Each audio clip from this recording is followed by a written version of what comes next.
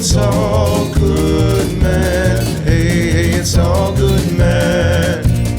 It's all good, man. Hey, it's all good, man. Ladies and gentlemen, this is It's All Good, Man, the Better Call Saul podcast. My name is Brian, and with me, as always, is my proctologist, Dave. Dave, how's it going today? Pretty shitty.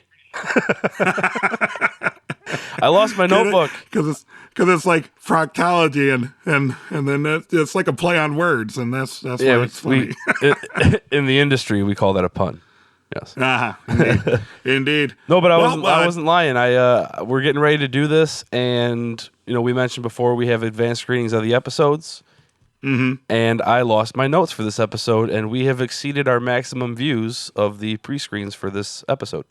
Yeah, so it's going to be interesting. So, folks, those of you out there, we're hoping that whatever we get wrong or don't remember correctly, please chime in. We have a lot of great audience participation as is. And Dave, a lot of people really liking last week's interview with Kyle Bornheimer. That's awesome, because it was I myself really liked our interview with Kyle Bornheimer. Absolutely. And then if you haven't heard any of our other interviews with the cast of Better Call Saul, please check out itsallgoodman.com and check out Dave and I's other show, Nothing Important Podcast, at nothingimportantpodcast.com, where we talk to other celebrities and people more famous than Dave and I ever will be. But why we are here right now and why we are on the microphones is because we are talking about episode 2 of season 2 of Better Call Saul, episode titled Cobbler. You ready to go, Dave? Let us commence analysis. Or whatever it is that we do here. All right. Here we go. So, as the show is opening up, Chuck is at his piano and he's playing with the metronome on his piano. He is playing Sicilian. I think that's how it's pronounced. Sicilian? I don't know. I'm not really sure. Yeah. Not a lot going on in the scene other than one, it's a kick-ass piece of music, and knowing Michael McKean, for those of you who don't know, he's a very, very musically inclined person, and I'd bet dollar to donuts that's actually him playing the piano in that scene. Metaphor alert, metronome, time keeps ticking, you can't stop time, and you can't control time. Ding! Oh man, that's awesome. You know what? In post, add like a bell there, like a decibel, like ding. So every time we have a metaphor, we'll add it in. Yeah. So it was just kind of a quiet opener, not really too eventful, nothing going on, just kind of setting the mood. You just see Chuck kind of contemplating, maybe winding down from whatever Chuck has going on in his life, being all crazy and allergic to electricity. But he does hit a sour note 2 or 3 times and kind of gets frustrated and restarts. Right. Then we hear a knock on the door, and it's good old Howard Hamlin delivering the food, just like Jimmy used to do before the blow up in season 1. Okay. Yeah. He said that he gave the other guy the day off that had been helping him and wanted to stop in personally, right? Yeah, couple notable things in the conversation there. Howie says that it's been a while, so they apparently have not had a lot of contact in recent weeks. Mm-hmm.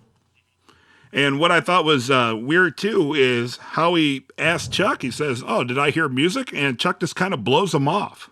Yeah, like kind of It wasn't odd. like any it wasn't like he was given an explanation or anything. He was just like, "Oh, yeah, that's one of those things." Like, Yeah. like it was weird. Like, why would he want to hide that? Is that like a talent that like he doesn't want people to know, or is he just kind of in the mood where he doesn't want to talk about anything? Because Sicilian is kind of a heavy piece of music. Like maybe it's just showing his state of mind and where he's at with the way that everything developed over the of the events that we saw at the end of season 1. And then Chuck announces that he's going back to the firm.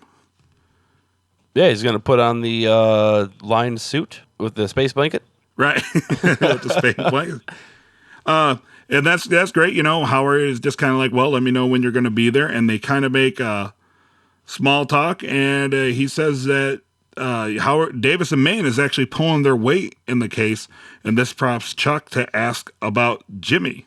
Right, because I'm And sure how- he assumes that Jimmy won't be pulling his weight. Right, yeah, like he just kind of expects him to be slacking off and sucking it up. And then Howie tells Chuck that Jimmy is actually working at Davis and Maine, and that they're giving Jimmy a chance, and that all the Sandpiper residents actually love good old Jimmy McGill.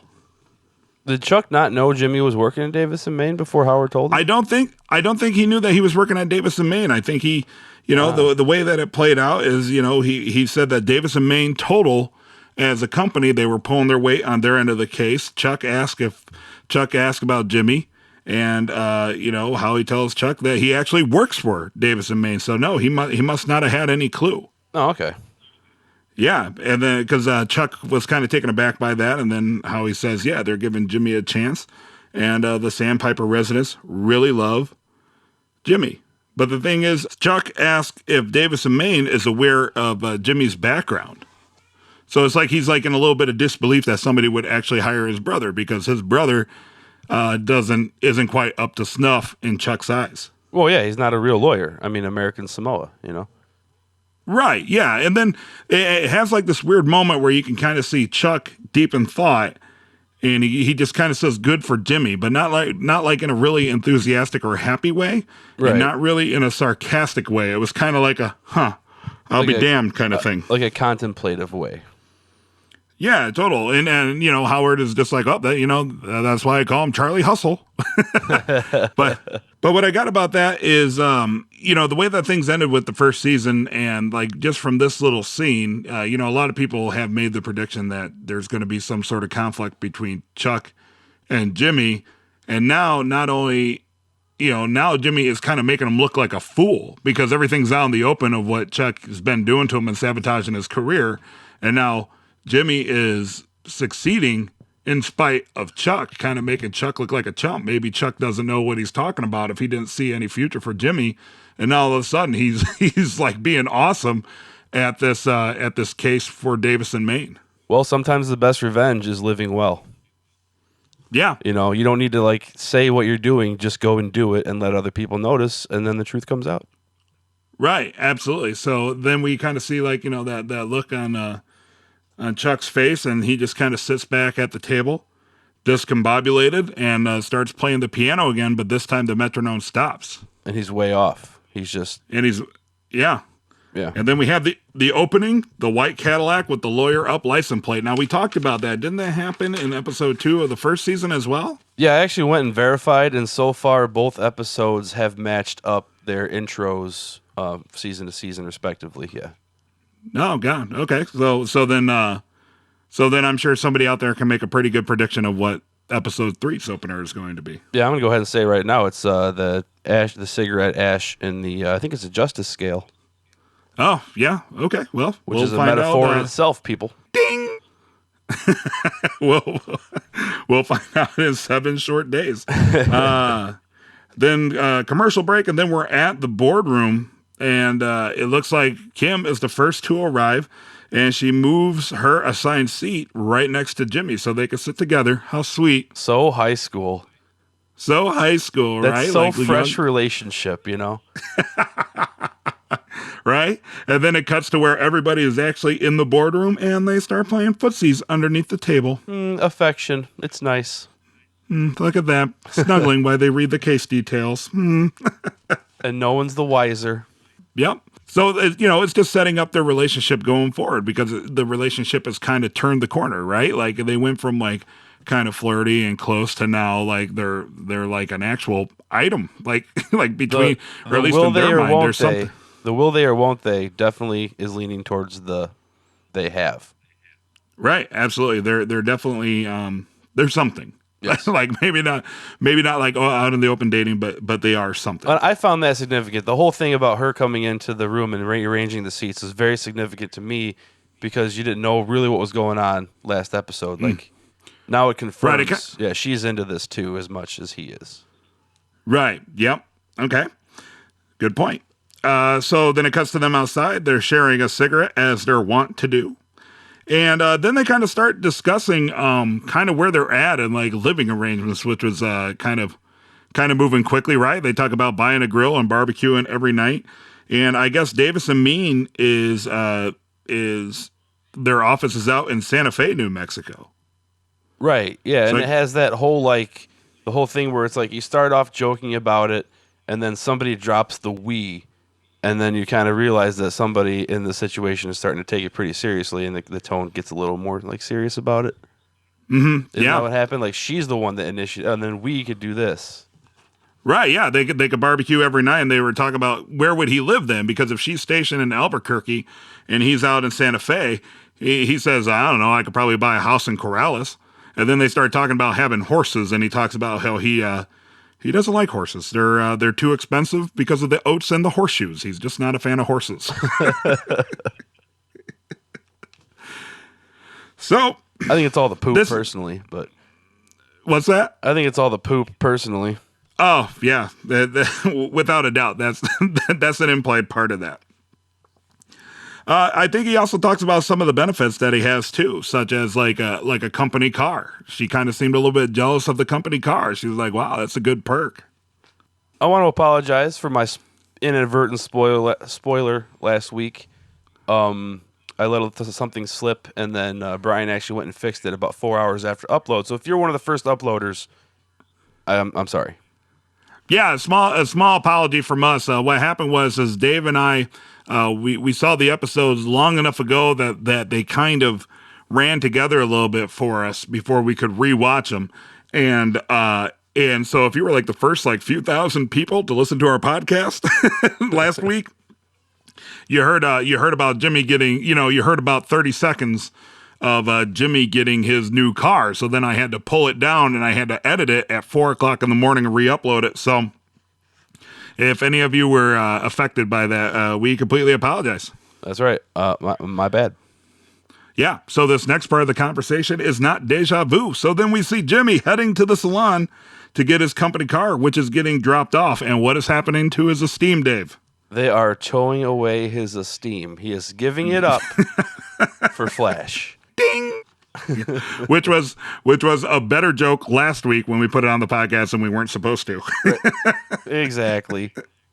Yep. Kim, still jealous. The owner of the nail salon, still unimpressed. And Kim gives Jimmy a world's second greatest lawyer mug. Yeah, fits in the cup holder, which is a nice touch. Because we all know Chuck's number one. Right. And again, just as I said last week, I love that all the nail salon workers are impressed, except for the owner. She is completely not impressed. That is such a fun love-hate relationship. I wish it could keep going. Yeah, well, who knows? Maybe it will. Remember, we're not Saul Goodman yet. There could be a lot of going back and forth. This is true. I mean, they may come into some legal issues. Yep, absolutely. And one kind of, I don't know if it's foreshadowing, but it seemed like it's kind of a little bit in your face, is his new cup doesn't fit in the cup holder. What do you think? Did you notice that? What do you think that means, Brian? Maybe that Jimmy doesn't fit into his new role. Maybe maybe his role isn't cut out or fit for him. Hey, metaphor. Yeah. Right? Ding. Yeah, see, we need that ding. Just do that. What do you think that? Ding. What do you think that means, Dave? I think it means he's too big for his britches. Yeah, see, that's the thing. Once again, about this show is like the small details all seem like they could definitely mean something, but it's quite possible that they don't at all. But I think that's definitely, like you said, a metaphor. Like world's second greatest lawyer. He's just not ready for the big time, or he's just not a fit for that lifestyle. Yeah, he might be in over his head a little bit. Mm-hmm. Or his personality is bigger than this job requires of him. You can go either way with that. Yeah. Yep. We go into commercial. We come out from commercial. We're at the courthouse, and we see Mike in his shack, which I think I brought this up a couple times last year. No matter what time of day it is, Mike is in his shack. I think he lives in the shack. No, it's just they're only going to show him when he's working, and if he's on some kind of swing shift, then he'll be there at different times of the day. I forgot about the swing shift. So our good friend Wormald shows up in the pussy wagon to speak with the police about his missing baseball cards, and Fucking Mike idiot. Yeah, that's pretty much. Mike gives him a look exactly like, you fucking moron. Like, how do you fall for that? He simply asks him, why are you here? And Wormhole, because he knows a little bit more than Mike, of course. He just says his business with the police over the baseball card robbery. And Mike just flat out says, dude, that's a bad idea to come speak to the police. And Wormhole thinks he knows better. Thinks like he knows how it's going to go down, right? He just wants those cards back. He just wants those cards back. Right, yeah, man. Like, and it's funny to see like like the character so stuck on such like a seemingly minor keepsake that he would risk destroying his entire current life to regain. Yeah, I was gonna say that totally shows like who he is as a character. Like that's more important. He can't accept the fact that he's a criminal, even though he's doing criminal activities, and Mike keeps trying to prove that to him. And he's just like he's so myopic about I need to get my cards back because that's just the most important thing in the world to him at this point. Right, absolutely, and Mike tells him, he was invited on a fishing trip. He's under suspicion, and they're going to lure him into a false sense of security, with sweet talk, and then once they finally get him sweating, they're going to break him. Right. And as someone who has had property stolen in Albuquerque, you're not getting it back legally. You're not. Well, Wormhole says he's determined to get it back because some of those cards were his father's. That's right. Sentimental value. Aw. Sentimental value. So, we're back at Saul's office. He's going over the residency agreements, and it's kind of quiet in the office, and it's kind of getting later in the day. So he takes a walk around the office just to collect his thoughts, and he hears Ed Begley Jr. playing the guitar.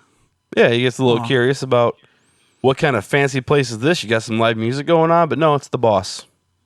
Right, absolutely, and I really enjoyed the conversation there because Jimmy kind of sheepishly approaches him, and Ed Begley Jr. is all like, hey, is everything going okay? And Jimmy's like, well, this is actually quite a step up from me. Yeah, it's a good feeling out scene. They're feeling each other out. Jimmy's got a lot of trepidation about where he's at and how he's being perceived, and he gets put at ease. Right. And he kind of, throws out there what he's been working on because I feel like he kind of wants to prove himself, right? And he says, the optional allowance program, no one was really able to option out of it. So if it's really not optional, it's a requirement and blah, blah, blah, then that helps their case versus the nursing home. Right. And didn't he kind of brings it up sheepishly, like, oh, like, by the way, like he wasn't going to do it at first. Like he wasn't sure if he'd be called a dumbass for bringing it up, Right. But he did, and it's working out for him. Yeah. Ed Begley Jr. replies, nice work, Jimmy. And then there was this kind of a moment there where Jimmy was like, finally, some validation, right? Yeah, exactly, yeah. It was like all the recognition or whatever that he wanted from his brother, it was finally given to him. Like he feels like, hey, man, I really am a lawyer. Regardless of what Chuck says, I am a lawyer. Father figure. I like it. Indeed. So then we cut to a new scene where Mike is rolling up on a body shop. He under the guise that he wants to get his seats reupholstered. Right. But he's actually there because we find out that's actually where Nacho works. That's right. That's the family business that he works at. Right. And I like how they kind of played it off. They kind of gave each other knowing looks of who they are. But neither one of them really broke whatever character they were in at the moment. Mike as the customer looking for reupholstery, and Nacho as the, I guess, translator, mechanic.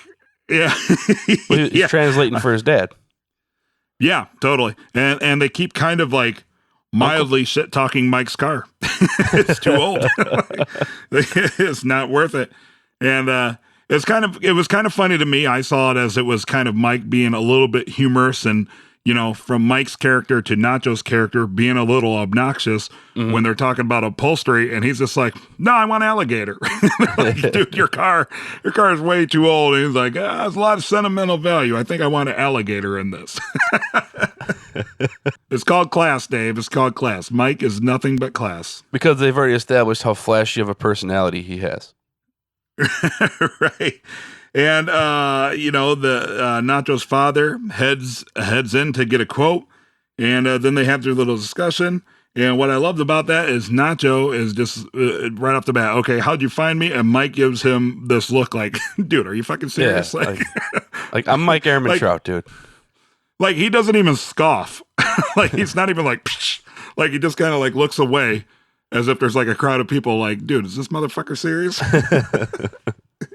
Plus, not only that, Albuquerque isn't that big. Like, Well, it's fairly large, but is it? when you run in certain circles, those are small circles. Yeah. Then there you go. That's a great way to put that.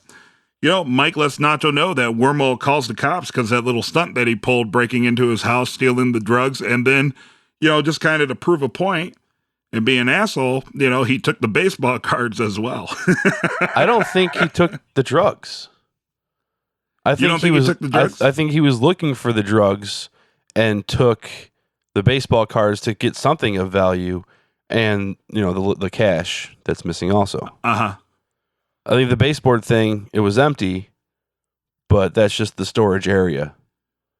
Or maybe we'll find out that Wormhole actually moved the stuff in the storage area, and that's why the markings on the floor look like somebody had pulled out the couch. See, I thought it was Warmall just checking on his supply.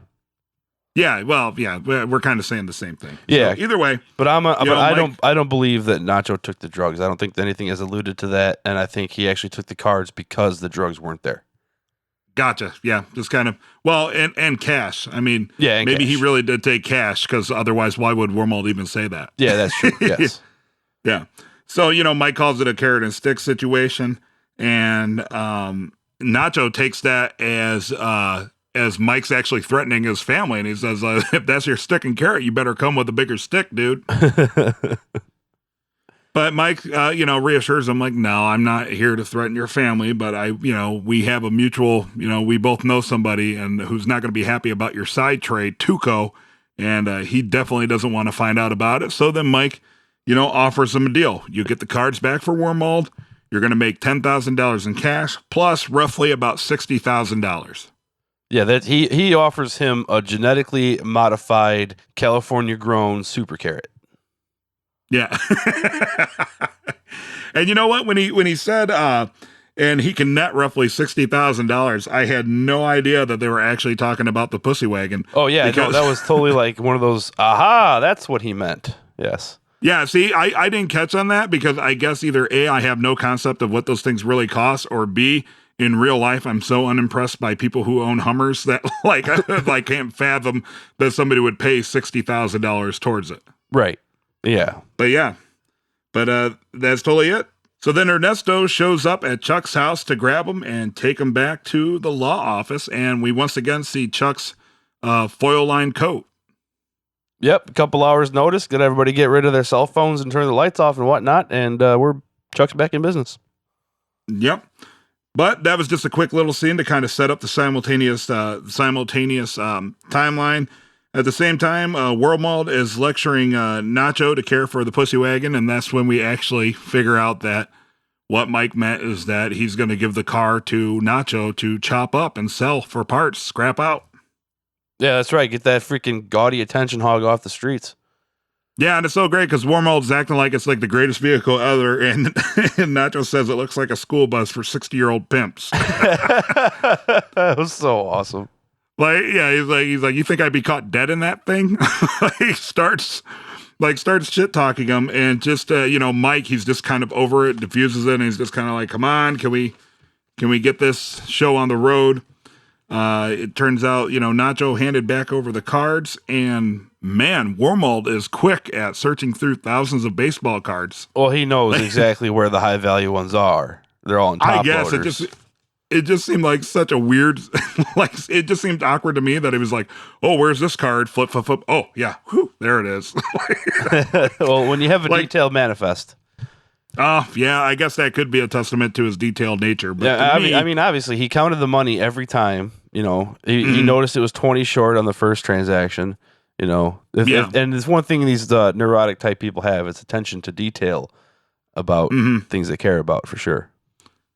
Yeah, I guess that's true. I don't know. It just seemed like a weird plot device to where like he just happened, like one of them weird coincidences where he just happened to know where the exact thing is that the plot needed to move forward. Well, I look at it as it's developing how the more like that aspect of his personality that really like Yeah. paranoid and make sure all the cards are there. You know, it's really expanding on that part of his personality. Yep. Solid point, my friend. Mm-hmm. So he confirms that his cards are there, or at least the high value ones that he's looking for. And Nacho tells him that their business is concluded. That's it. No more. No more money. That's right. YOLO, and your low is up. Nice. So then we cut back into the law office. I'm presuming is happening all around the same time, simultaneous storylines going on here. And Jimmy is talking about how the old people hoard shit. So, if they have important paperwork, they can use the old people as basically a resource to mine old paperwork for the case. Yeah, those people, they smart. don't throw anything away. Yeah, that's for damn sure. Yeah, as it says, they don't throw anything away. And in fact, he even goes on to talk about one of the clients who has like 15 years worth of records that they can just mine through and dig up and use in the lawsuit going forward. But just as he's explaining this, Howard comes into the room and he interrupts because of Chuck's arrival. So to start collecting cell phones, watches, all the typical, electronics. Yeah, electronics, essentially. And this is the first time in a while that Chuck and Jimmy have been in the same room. And it's Chuck, to me, I viewed it as that, Jimmy kind of cowered away a little bit because now he's a little intimidated by Chuck being there. And Chuck feels this and he's just kind of, puffing his chest out. And he's just like, how's it going, Jimmy? Like, hey, what are you going to do now, dude? I'm right here in your face. Let's see you lawyer now, pal. Which I took as all part of the sabotage, if okay, fine. Yeah, he's working for this new place and he's holding his own, but you know what? I can still trump him. I'll just try to intimidate him, like get in his head a little bit like, oh, look who suddenly just decided to show back up at the HHM offices in forever. Oh, and it just so happens to be during our biggest case where my brother, who I don't really respect, is sitting on the other side. Right. That's how I took that. He was trying to be a bully, like a big brother, like, how's it going, Jimmy? Yeah, like we'll see how you really do. Let's see what you got. And at first it works. Jimmy, he doesn't even say anything to Chuck. Mm-hmm. And then he kind of stumbles regaining his thoughts. He kind of has trouble getting what he was saying going again. It was really awkward for him. But then Kim rubs his thigh. And there you go. She's letting him know that they're in this together, Dave. They're in this together. He has the support system that he's always wanted. Right, and in typical charismatic man of the people Jimmy fashion, he just continues, now that he's emboldened by Kim's presence, she's got his back, and he just restarts. He's like, so, our clients are our best resource, plus they have ribbon candy, everybody gets a laugh, and Chuck is completely unimpressed, and then it cuts scene. Right. So then the meeting adjourns. Chuck kind of beckons Jimmy outside, and Jimmy, completely unimpressed, asks him, hey, why are you here? Basically calling him out. Be like, dude, are you trying to be a dick? Like, are you trying to be a fucking asshole? Right. And then Chuck rather smugly just says to bear witness, and they just kind of leave it at that. So just confirming that he's basically there to try to watch Jimmy fail. He just wants to be a part of it. Well, I don't know if he's necessarily, his goal is for Jimmy to fail, but he's just saying, like, I want to see in person you prove to me that you're a real lawyer, because at this point you're not. Right. Either way, we can agree he's being a dick. Yeah, he's totally being a dick, but I'm not so sure that he has such malicious motivations. Gotcha. Okay. I think he has more of, I need to find out, Jimmy needs to prove himself to me motivations. Gotcha. So then scene cut, and we see that Mike makes a phone call, and he just says, are you still morally flexible? Because I have a job for you. And he's calling Jimmy, and this is where we see the actual meeting between Warmold and the police. And it goes just like Mike said. Like, they're totally luring him into a false sense of security, acting all buddy-buddy, like, hey, man, hey, we just want to help you. They even said, hey, we're just friends. And Jimmy's just like, yeah, look at us, 4 friends. They talk about the, about the cards, how they're missing the cards. And Wormhold's like, oh, no, I found them. It's cool. And they're like, wait, well, how did you find the cards? And he says, hey, I hired a PI. You know, it's fine. It's fine. Don't worry about the cards anymore. Like, we're good. Forget the case ever happened. Don't sweat it. I'll just be on my way. But they kind of don't let him off the hook. They kind of keep pushing him. And then Jimmy, much like a parent would to a little kid, just kind of sends him out of the room. He's like, why don't you go get us drinks over there in the hallway, like out of the room, like down the hall, like over there, little kid. I like that, like a parent sending his kid out, because yeah, totally. He's just right, like not being mean and yelling at him, like, dude, shut up. It was just kind of like giving him like a snipe hunt, like something totally irrelevant that like nobody needs, you know. And you know, he just follows up with, this is like a very good glimpse of, you know, Saul Goodman to come, because, you know, he just follows it up with like, we all have secrets, don't we? And he just kind of like puts the line out there, and he frames the whole burglary as a personal dispute. You know, Wormold provides legal art, you know, like making videos of an artistic nature. But he doesn't give anything beyond that. He just leaves it artistic nature. Of course, you know, the policemen aren't really buying it, but now they're kind of like, huh? like, yeah, you know, and it's Jimmy just Richards, vague enough.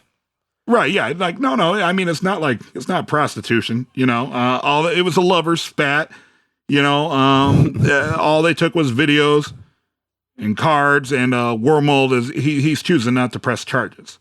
So now Jimmy's actually reeling the cops in, right? He's like pulling them in, like concocting this story, like, and getting them interested in what he's saying as opposed to the other way around. So in a way, he's kind of flipped the script, right? Right, yeah.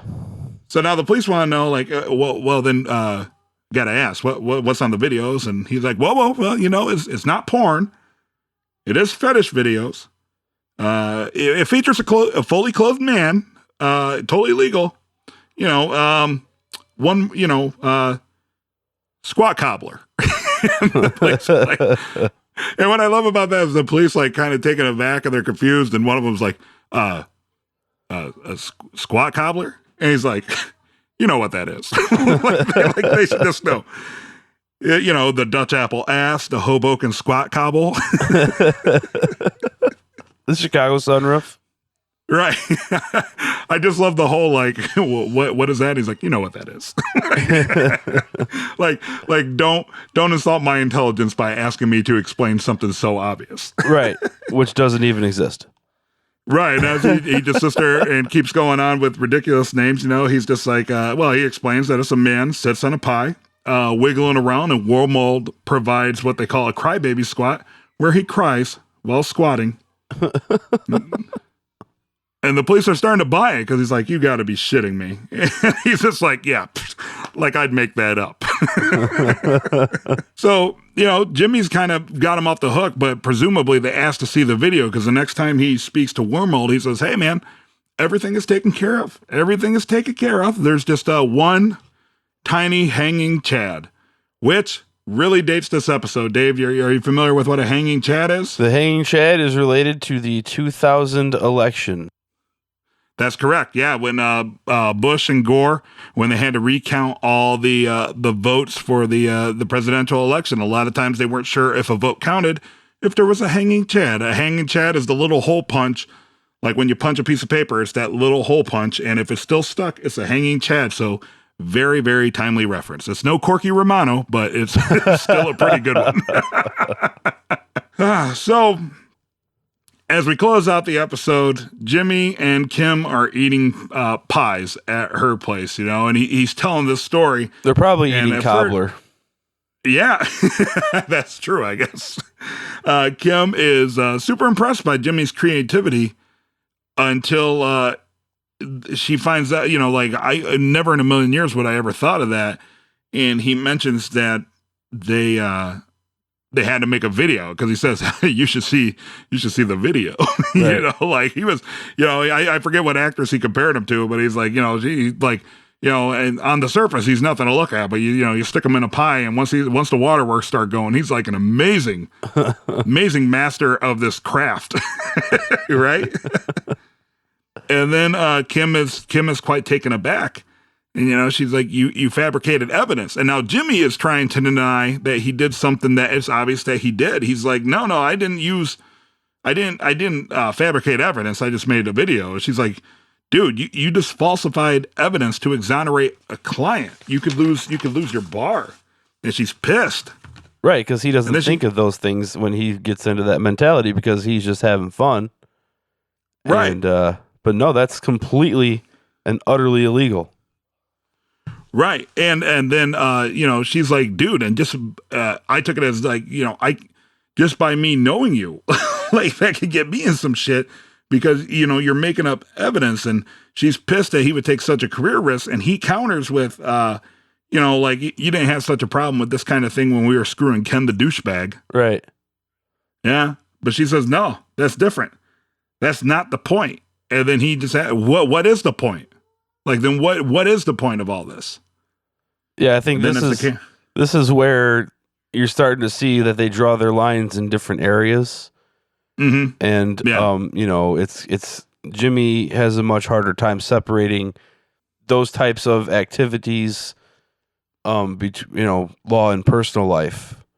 Right. Yeah. Totally. No, I totally agree because now he's bringing the whole, slipping Jimmy thing into the legal proceedings, so to speak, whereas opposed to, but I guess it being a side job, he didn't really see it as a lawyering job. He kind of it was like Slippy Jimmy with a law degree. Whereas with Davis and Maine, it's not Slipping Jimmy with a law degree.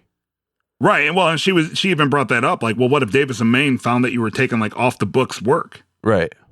And he was like, he was just like, it's just a thing. It's nothing major. It's just something I did.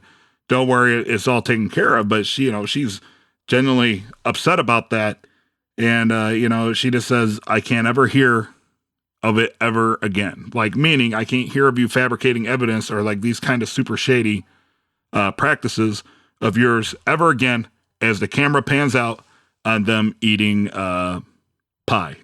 It's like it's like the girl that starts dating the reformed alcoholic and then he comes home drunk for the first time. She thinks she's made an impact on his life and he's going to give up the booze and he comes home drunk and it's just like, oh crap. Like I knew deep down I knew what I was getting myself into, but now it's just manifested itself and I have to deal with it. Right. Yeah. I did love, there was a little interaction there where they were talking about how he got the pies and he had to assure her that they were not pies that they used for the videos. I think it was Florence Nightingale. I think once he got into it, was squatting on a pie and crying, it was a regular Florence Nightingale. But I might be wrong. If anybody out there wants to prove me wrong or correct me, please feel free to do so. Yeah, I completely forgot. Remember, I have no notes for this episode, so... Yeah. So what do you think overall, Dave? I feel that episode 2, it was a little more deliberately paced and a lot less things happened, but it set up a lot of good conflicts and plot points going forward. I was gonna say it introduced some layers, it introduced some complications in relationships, and it's setting up to pursue a lot of different plot lines. Yeah. Right, exactly. So it wasn't like a lot of things got resolved or moved forward. It was just kind of building the foundation of so many different storylines, like Jimmy versus Chuck, Kim versus Jimmy, Mike versus Nacho. Jimmy versus himself.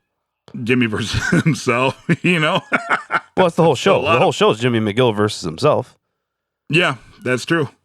But it did resolve maybe the Warmauld Nacho situation, but I think that's going to keep going.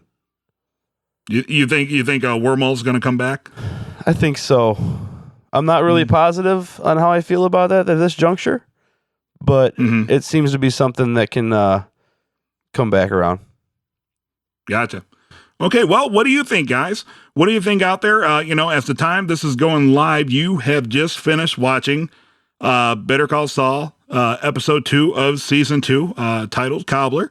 You guys have just seen it, so it's fresher in your mind than it is for Dave and I. We had the best intentions of recording this actually like a week and a half ago, but just real life kind of got in our way a bit. That is correct. What do you guys think about it? Let us know. Definitely hit up Twitter, Facebook, all that good stuff. Check us out at www.itsallgoodman.com. Check out the Nothing Important podcast where we got a lot of great guests coming up. And anything else, Dave? I can promise you that I will be more on point and better next week. All right. Well, here's to Dave. Not sucking next week. Dave? Call us idiots. There. Try that again, Dave. You're probably going to call us idiots. You could call us geniuses. Whatever, just call us. It's all good, man.